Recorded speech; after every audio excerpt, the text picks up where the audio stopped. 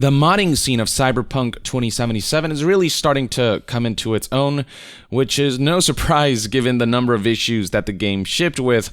Obviously, a lot of people are taking matters into their own hands, and so if you go to the Nexus mods page, you'll find plenty of interesting mods, from mods that enhance vehicle handling or add a realistic driving experience, better minimap, Arasaka appearance updater so you can change your appearance while playing the game, which was a strange omission in the base game's release, and reshades and graphical enhancements, you name it. Scrolling down here, you'll find even more popular mods out there. Some mods outright change the appearance of the game, so I've seen one mod that makes Cyberpunk 2077 look like Borderlands. I've seen another that gives the aesthetic more of a Blade Runner kind of vibe, so on and so forth. And a big part of why the modding scene is bound to really grow in the coming weeks, months, and years is because CD Projekt Red did release official modding tools. So reach right here below, you'll find official tools and resources that will help you modify and create your own experiences in the world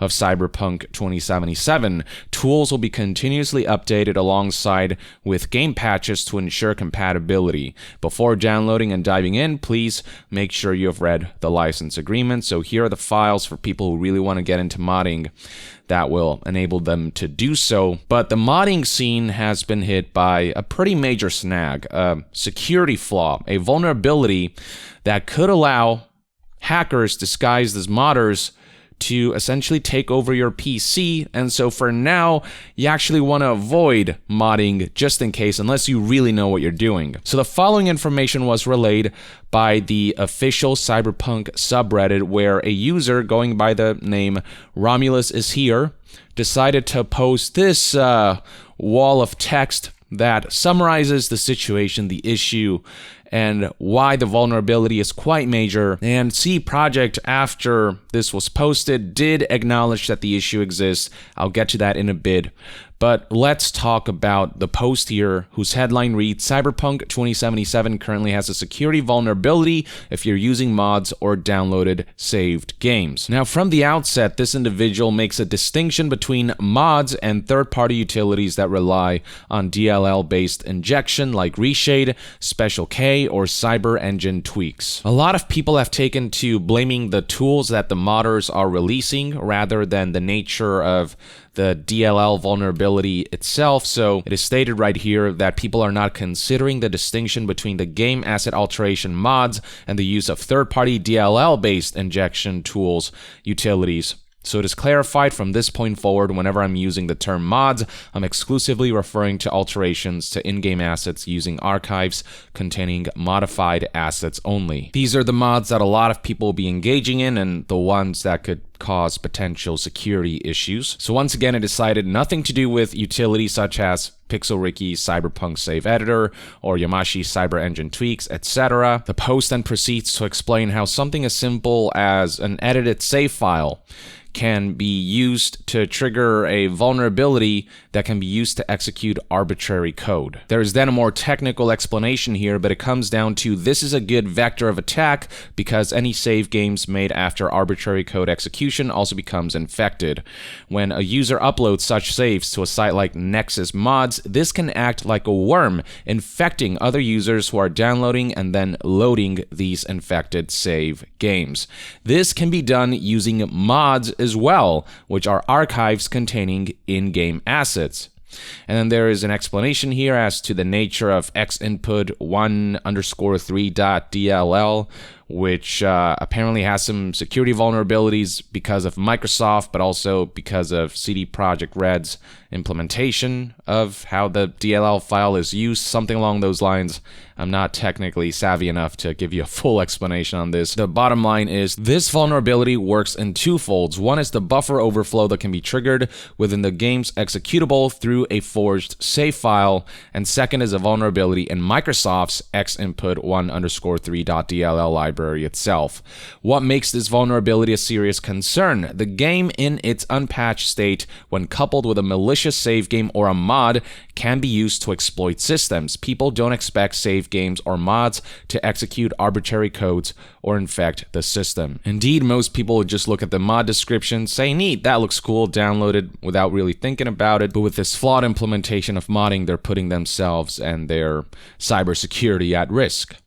Now, an even uglier side to the truth is that this vulnerability is big enough that CD Projekt could have screwed themselves. This vulnerability could have been used to penetrate CDPR's own official servers. If someone with a malicious save game were to use it as a means of reporting a crash to CD Projekt Red support, there's a good chance that seeing this to be a mere save file, it could have infected CDPR's own systems. Had this vulnerability not been discovered or disclosed to the user base, it is very possible that wrongdoers who are always on the lookout for such opportunities could have used this to penetrate CDPR's file servers because of the worm-like nature of the vulnerability. It is then emphasized that through this vulnerability, through the use of mods and crafted save files, malicious codes can be executed to take control of the PC by the creator of the save game/mod. Take control of the PC. CDPR was made aware of this serious security vulnerability for almost 1 week.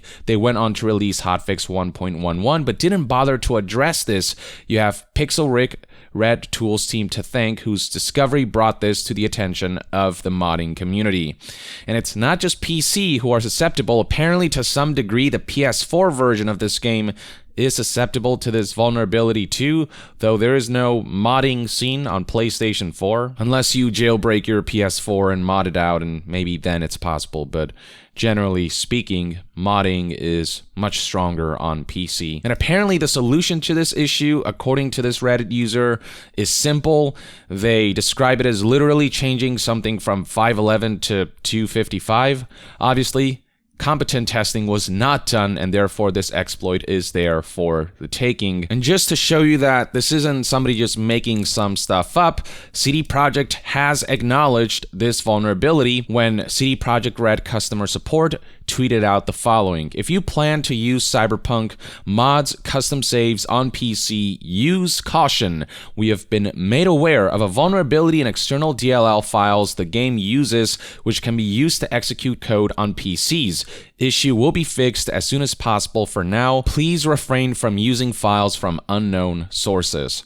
And if we check out customer support's latest tweets, you'll see that there's been no update provided on that front yet. So it would seem as though the vulnerability has not been fixed. So as of the publishing of this video, as of the recording of this video, it is still potentially unsafe to download save files and mods.